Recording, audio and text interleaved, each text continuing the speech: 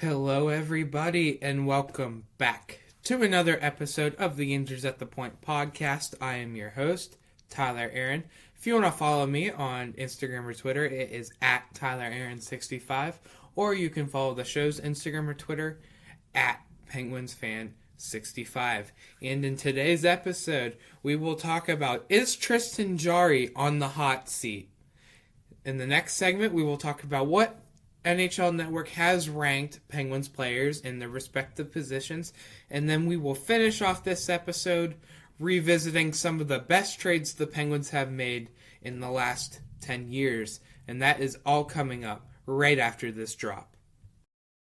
Oh, slap me, silly Sydney. Oh, save my face with a rusty razor. Oh, Murphy and the fans are planted like a butcher's dog. Oh, let's go hunt moose on a Harley. Oh, scratch my back with a hat. As he beats Theodore like a rated mule. Ladies and gentlemen, you got it. Elvis has just left the building. Alright, welcome back to this episode of the Injuries at the Point podcast. I am your host, Tyler Aaron. If you want to follow me on Instagram or Twitter, it is at TylerAaron65, or you can follow the show's Instagram or Twitter at PenguinsFan65. And in today's first segment of this episode, we are going to talk about, is Tristan Jarry on the hot seat? Could we see a different starting goaltender playing in Pittsburgh next season?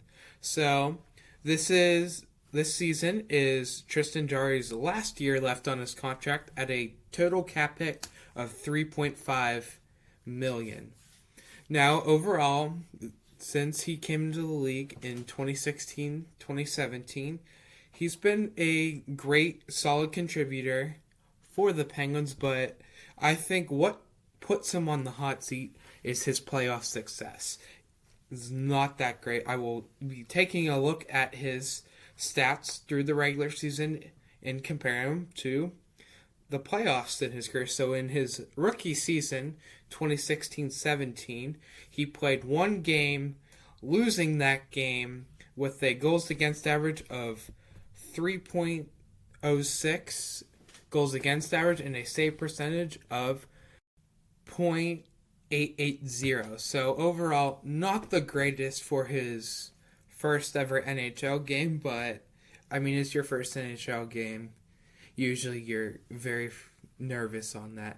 So in his first minor sample size with the team in 2017-2018, he played 26 games, winning 14 games, 6 losses, 2 overtime losses, with a goals against average of 2.77 and a save percentage of .908.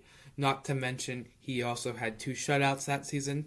So overall, a very terrific season for Tristan Jarry as the backup to Matt Murray this season.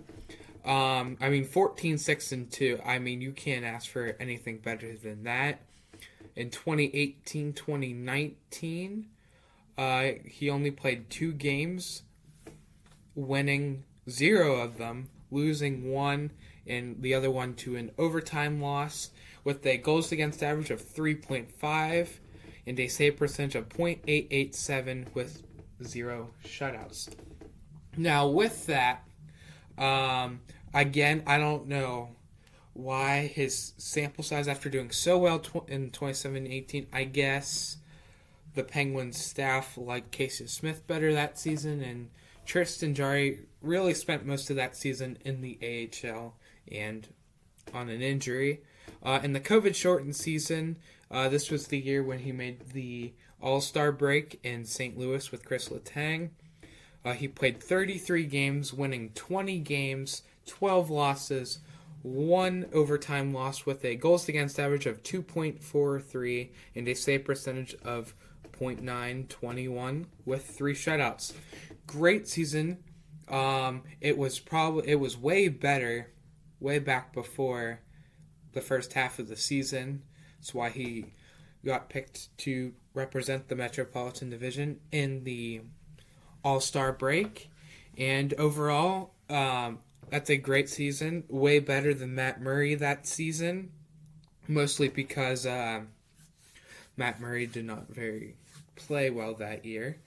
So in 2020-21, his first season as the Penguins starter in 39 games, he won 25 games, 9 losses, 3 overtime losses, a goals against average of 2.75, and a save percentage of .909 with 2 shutouts. That is a great opening campaign. He was very injured, so a lot of games went over to Casey Smith at that point in time. Overall, it was the second best save percentage he had at that point in his career, with the first being that spectacular 2019-2020 season with a .921 save percentage. So, last season with the Penguins, playing 58 games, he won 34 of them, 18 losses, 6 overtime losses, a goals against average of 2.42, a save percentage of a .919 with 4 shutouts. That is a very great year. A lot of games played, a lot of wins. Goals against average is fantastic at 2.42, and a save percentage just under .920. And he also got some Vezina votes with clearly the most shutouts he's had in his career at 4. So overall, that is great numbers for the regular season for Tristan Jarry. And now let's look over at the playoffs sort of things. So his first ever playoff game was that Game 4 of that qualifying round with Montreal. In that game, he lost it. He lost that game with a goals against average of 1.02 and a save percentage of a .952. Giving up 2 goals and having that kind of save percentage is amazing. A .952 save percentage, that is great. I feel like the Penguins would have easily beat the Montreal Canadiens in the qualifying round that year if we decided to play Tristan Jarry over Matt Murray in those games. In the 2020-21 playoffs versus the New York Islanders, in 6 games he went 2-4-0 with a goals against average of .318 and a save percentage of .888 with 0 shutouts. Not what you want to see out of a goaltender who posted a 2.75 goals against average and a .909 save percentage, not to mention 25 wins. So, not exactly what you would like to see from your starting goaltender. And last season, you really can't judge him in a way because of him being hurt. But in that one game he played, he lost that game with a 3.71 goals against average and a .867 save percentage with 0 shutouts. And that, I get Tristan Jarry was injured for all that series in his first game back, and he still wasn't really at his 100% point with his broken leg.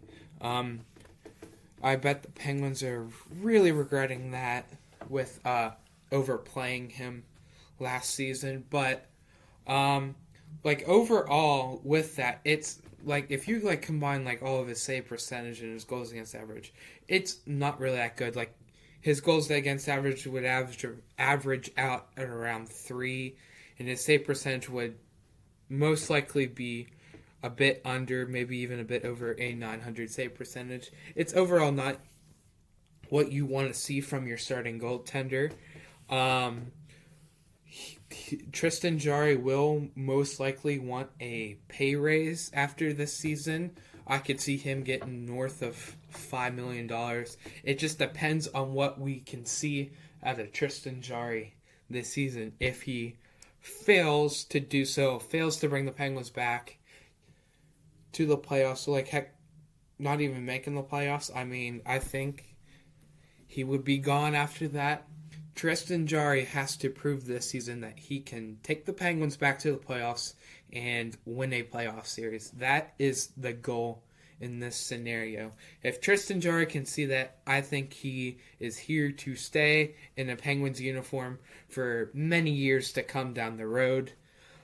I obviously think that if Tristan Jarry doesn't have the best season, I think he will be gone. But at the end of the day, he will want more than $3.5 million for sure next season.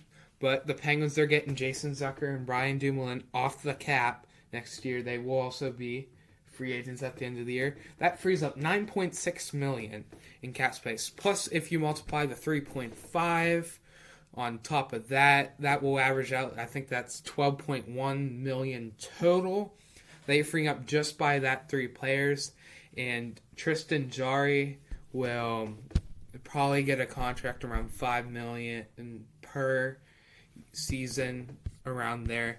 But yet that all depends on how he does this season. But not including Tristan Jarry. The top 5 goaltending free agents coming up is Frederik Andersen, Simon Vermalov, Mackenzie Blackwood, Jonathan Quick, and Alex Nedeljkovic. That is not really a great top 5 goaltending free agents. So the 2023 free agent class it's very weak. If you lose Tristan Jarry, then you're going to have to pay some big bucks to get some elite goaltending such as Frederik Andersen and so on and so forth. So, and I don't think the Penguins will go down the trading route with Tristan Jarry. I don't think that will be the case, but overall, I think if Jarry does have a decent season, even if he has a bad one and is hurt, I still think he will be here to stay in a Penguins uniform. So those are my thoughts. I don't think Tristan Jarry is on the hot seat yet, but if we revisit this down the road, like 2 or 3 years from now, if he's still in a Penguin uniform, then looking at his stats at that point in time, it really will determine if he's on the hot seat. So I think he's here to stay for now. So coming up in the next segment, we are going to talk about what NHL Network has ranked Penguins players in their respective positions, and that is coming up right after this. Alright, I am back here on the Yinzers at the Point podcast. I am your host, Tyler Aaron. If you want to follow me on Instagram or Twitter, it is at TylerAaron65, or you can follow the show's Instagram or Twitter at PenguinsFan65. And in this segment, we are going to talk about what NHL Network has ranked a few Penguins players in their respective positions. So basically what NHL Network is doing is they're ranking the top 20 positional players. So they already did the top 20 centers, the top 20 wingers, and the top 20 defensemen. They have yet to do the top 20 goalies, and I know Tristan Jarry's in that list, so that'll be an upcoming segment when they release the top 20 goalies. But getting started with the top 20 centers, in 18th place they ranked Evgeny Malkin, which last season in 41 games he scored 20 goals, 22 assists, 42 points with a plus-minus of -10. That is over a point per game. I think he could potentially get higher up on that list from the likes of like JT Miller. I think JT Miller is better than Malkin in a way, but I think they ranked JT Miller on that list. I think he was 9th on the list, but from 18th, I think that he is capable to crack the top 15 centers in the NHL, but from what his injury-prone season was last year, I feel like that is a great place to put him for right now. In 5th place on the centers, they ranked Sidney Crosby, in which in 69 games he scored 31 goals, 53 assists, 84 points with a plus-minus of +19. That is pretty much perfect right now for where Crosby is at in the point of his career. He didn't really play a full season's worth, but like the top 4, number 1's McDavid, number 2's Matthews, number 3 is Nathan McKinnon, and number 4 is Leon Draisaitl. They're all younger and put up over 100 points every single season. So that is a perfect place to put Crosby 5th on that list. But I do miss the days where he was the best player in the league for a long time. But obviously, the older you get, the more your production drops. But not if your name's Sidney Crosby. Still never been under a point per game in his career. And I hope that continues on for the rest of his career. So, moving right along to the top 20 wingers. The only winger that was represented by the Penguins was Jake Guentzel in 14th place. In 76 games, he scored 40 goals, 44 assists, 84 total points with a plus-minus of plus 13. The same amount of points Crosby got last year. The only Penguin to immaculate 40 goals last season. Overall, I think that Jake Guentzel can crack the top 10 over some of those players, but I actually disagree with where they placed Jake Guentzel. I think he could have easily cracked the top 10 on that list. So that's all I got to say on Guentzel. Moving on to the last that I have in the top 20 defensemen. In 6th place is Chris Letang. In 78 games, he scored 10 goals, 58 assists, 68 points with a plus-minus of plus 20. That is overall a career season for Chris Letang, and I think he could have easily hit the top 5. Now, I don't think that he is as good as the likes of Victor Hedman or Roman Josi per se, but overall, for a career season, as a 35-year-old, I think that he could have cracked the top 5 on this list, but hey, you can't really say much more. What a phenomenal season by Chris Letang. He was placed really close to where I would have placed him. I would have placed him around 5th. So only one spot lower, but overall great. That is going to do it with the of what NHL Network has ranked the Penguins players in their respective positions.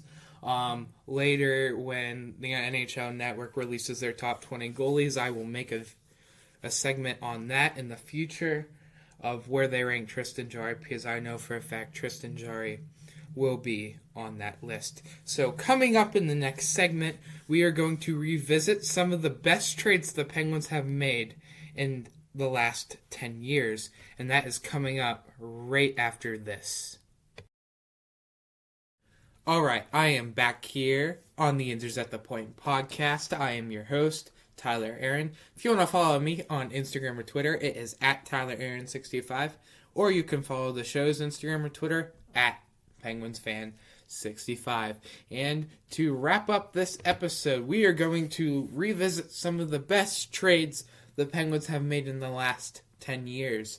So I have found 5 trades that have really benefited the Penguins these past 5 years and are some absolute steals. So starting off with the first trade here, I have the Phil Kessel trade to Pittsburgh.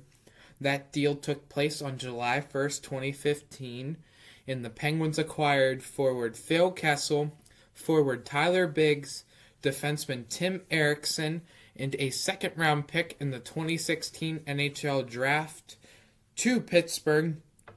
And the Maple Leafs got defenseman Scott Harrington, forwards Kasperi Kapanen and Nick Sparling, and a first and third round pick in 2016. And also a little note on that trade too is Toronto ended up retaining $1.25 million per year on Kessel's contract.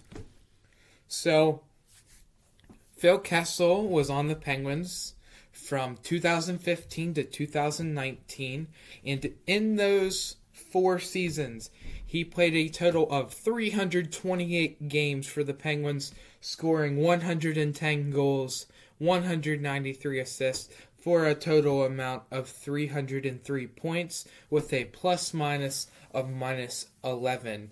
That is a great stat line for what the Penguins got with Phil Kessel.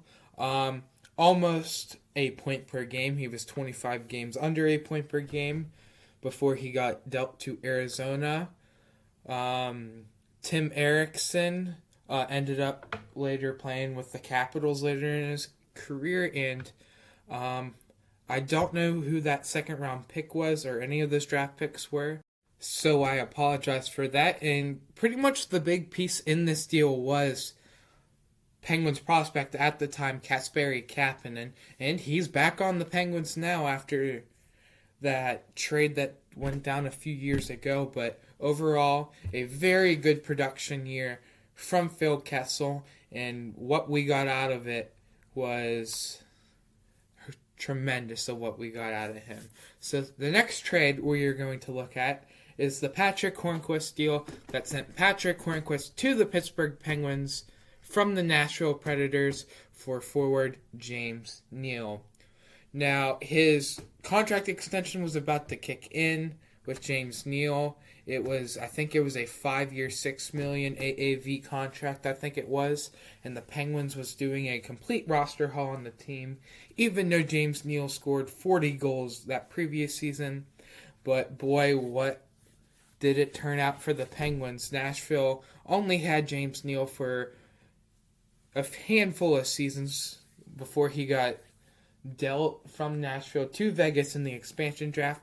But for the Penguins with Patrick Hornqvist, Hornqvist played 407 games for the Penguins, scoring 132 goals, 132 of assists, for a total amount of points of 264, not to mention a plus-minus of 51. Patrick Hornqvist was a very big key part when it came to winning the Cups back in 2016, 2017, and basically tremendous. He can get into players' faces. He can be a real troublemaker on the ice, and his net presence was huge for the Penguins when he played with them from 2014 to 2020. So, moving on to the third trade on the list, the Penguins acquiring Trevor Daley from the Chicago Blackhawks in exchange for defenseman Rob Scuderi. Basically, with Rob Scuderi, it was his second stint with the team, I'm pretty sure. He was on the team when we won the Cup in 2009 and went to LA and won a handful of Cups with the Kings and then came back to Pittsburgh. But Trevor Daley was a staple on the Penguins' blue line when he was here from 2015 to 2017. When Letang went down, he was our main guy to come up, and overall, he was a great defenseman for us. In 109 games that he played with the Penguins, he scored 11 goals, 30 assists, 41 points with a plus-minus of plus 15. I already said my words on Trevor Daley. Heck of a player, and he got the big pay raise in Detroit in free agency after we won that second Stanley Cup. Next person on the list, I have the Justin Schultz deal from the Edmonton Oilers, where the Penguins acquired Justin Schultz from the Oilers in exchange for a 2016 third-round pick. Now, Justin Schultz being with the Penguins from 2016 on to 2020, he played 234 games for the Penguins, scoring 22 goals, 91 assists, with a total amount of points of 113, with a plus-minus of plus 33. Beautiful stat line from Justin Schultz, a terrific left-handed defenseman when he played with either Letang or Trevor Daley, for that matter, and helping guys such as Brian Dumoulin, and heck, he even took a pay cut to stay with the Penguins for those 2 seasons after his contract was up. So, another beautiful staple on the Penguins' blue line, and that's all I have on him. And now we move on to the last trade that we will revisit. It took place around the trade deadline in the COVID shorted the lockout year of 2013. It was when the Penguins acquired 34-year-old Brendan Morrow, the Dallas Stars captain, and a 2013 third-round pick, which turned out to be 77th overall, to Pittsburgh for defensive prospect Joseph Morrow. There's no relation behind that, in a 2013 fifth-round pick. Now, that third-round pick that the Penguins got with Brendan Morrow was conditional. I forget what the condition on that pick was, but pretty much the Dallas Stars gave the lower of the three of the two third-round picks to Pittsburgh, which turned out to be 77th overall. And Brendan Morrow did, in fact, waive his no-trade clause to become a member of the Pittsburgh Penguins. So, in the lone year 2013 he only played 15 games in Pittsburgh, scoring 6 goals, 8 assists, 14 points with a plus-minus of +5. That is a great stat line, almost a point per game in that half season. Heck of a playoff guy. One of the many big contributors from the Penguins during that 2013 Stanley Cup playoff run. And a little in the big part about this trade is that third round pick, that 77th overall pick. And with that pick, the Penguins drafted forward Jake Guentzel with that third round pick. Now, since 2016, in 375 career games for Guentzel, he has 161 goals, 180 assists for a total of 341 points with a plus-minus of +42. Jake Guentzel is a big contributor with the Penguins, even to this day. Easily the Penguins' best winger on the team, and he has been since he was a rookie back in 2016. I mean, his first ever career game, 2 goals on Henrik Lundqvist, future Hall of Famer. That was still a heck of a game to watch, even though we lost that game. But Jake Guentzel, I mean, right now he's the 14th best winger in the league, as I talked about earlier in the previous segment on the NHL Network ranking some Penguin players in the top 20 of their respective positions. But overall, Jake Guentzel is elite. I could see him being a future captain after Crosby and Malkin and Letang retire if Guentzel chooses to stay in Pittsburgh. So those are the 5 trades I wanted to revisit of the best Penguins trades that they've made in the last 10 years. So that is going to do it for this episode of the Injuries at the Point podcast. The next episode will be out on Wednesday, August 31st. So enjoy the rest of your day, and I will talk to you all on Wednesday.